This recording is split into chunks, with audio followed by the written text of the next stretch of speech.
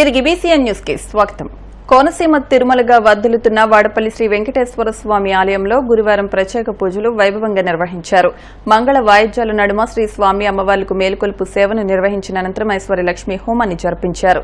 అర్చకులు శ్రీ స్వామి అమ్మవార్ల వసంత మండపంలో అష్టోత్తర పూజలు నిర్వహించగా ప్రత్యేక అలంకరణలో ఉన్న స్వామిని దర్శించుకుని భక్తులు తరించిపోయారు.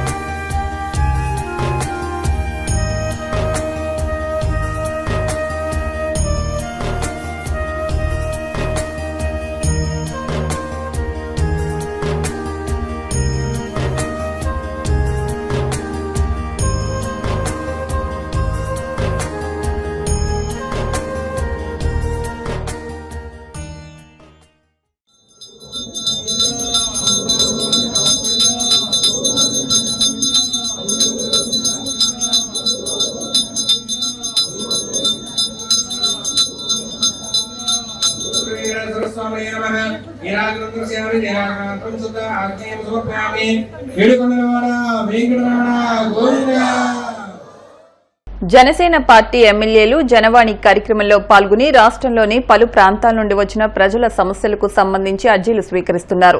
అనంతరం వాటిని అధినేత దృష్టికి తీసుకెళ్లి పరిష్కరిస్తామని హామీ ఇస్తున్నారు. ఈ నేపథ్యంలో మంగళగిరి జనసేన పార్టీ కేంద్ర కార్యాలయంలో నిర్వహించిన జనవాణి కార్యక్రమంలో పలు ప్రాంతాల నుంచి వచ్చిన ప్రజల నుంచి జనసేన పార్టీ నాయకులు అర్జీలు స్వీకరించారు. పలు సమస్యలపై తక్షణం సంబంధిత అధికారులతో మాట్లాడి పరిష్కార మార్గాలు చూపారు.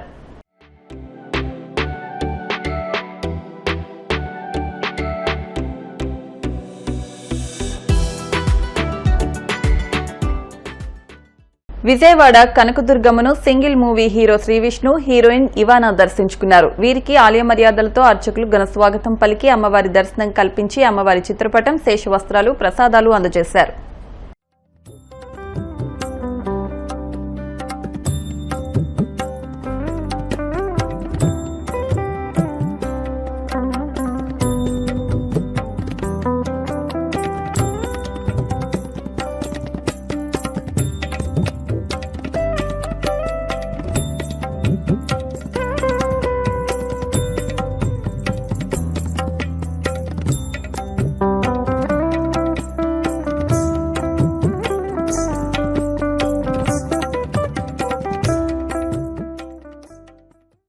తెలంగాణ బీజేపీ నేత ఎన్వీఎస్ఎస్ ప్రభాకర్ సంచలన వ్యాఖ్యలు చేశారు. కాంగ్రెస్ పార్టీలో బీఆర్ఎస్ విలీనం కాబోతోందని, రేవంత్ రెడ్డి స్థానంలో కేసీఆర్ సీఎం అవుతారంటూ పేర్కొన్నారు. జూన్ 2న లేదా డిసెంబర్ 9 తర్వాత ఈ విలీనం ఉంటుందన్నారు.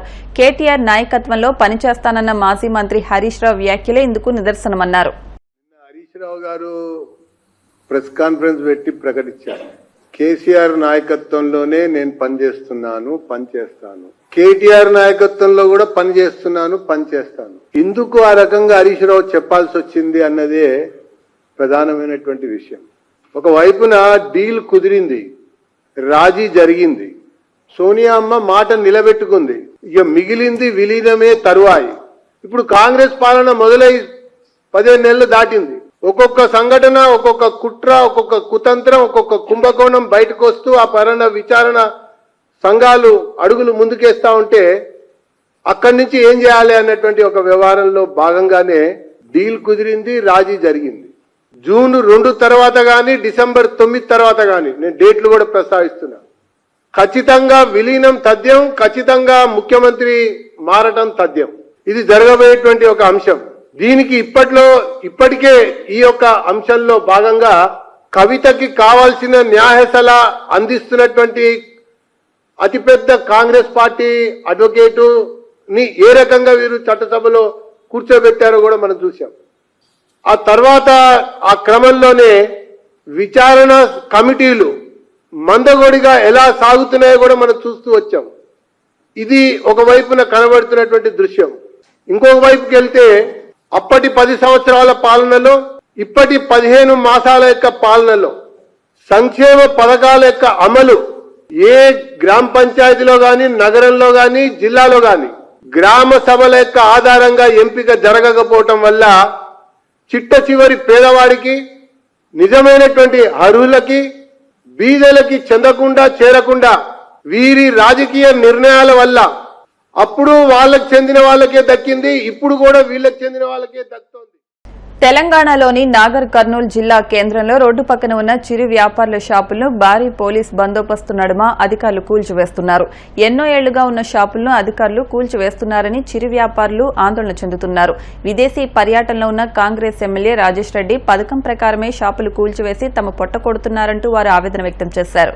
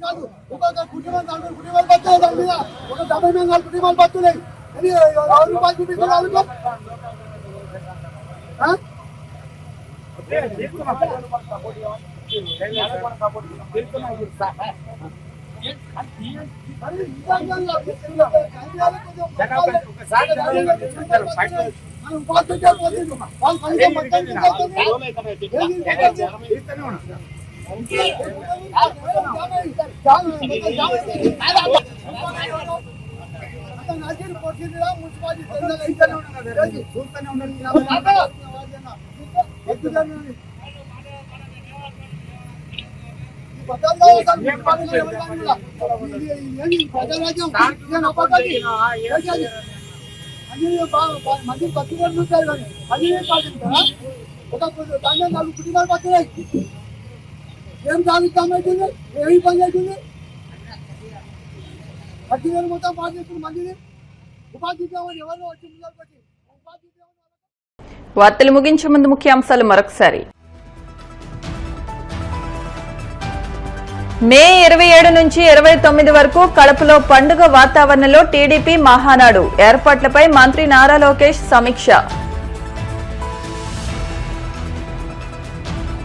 కూటమి పాలనలో రాష్ట్రానికి రాహుకాలం, పేదల చదువులకు చంద్రగ్రహణం పట్టింది విమర్శలు గుప్పించిన వైసీపీ ఎమ్మెల్సీ చంద్రశేఖర్ రెడ్డి.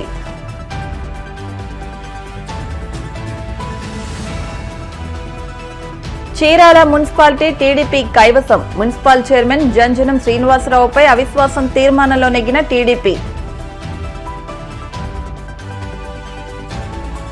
వాడపల్లి వెంకన్న ఆలయంలో ప్రత్యేక పూజలు, మంగళ వాయిద్యాల నడుమ శ్రీ స్వామి అమ్మవార్లకు మేల్కొలుపు సేవ, ఈశ్వరి లక్ష్మీ హోమం.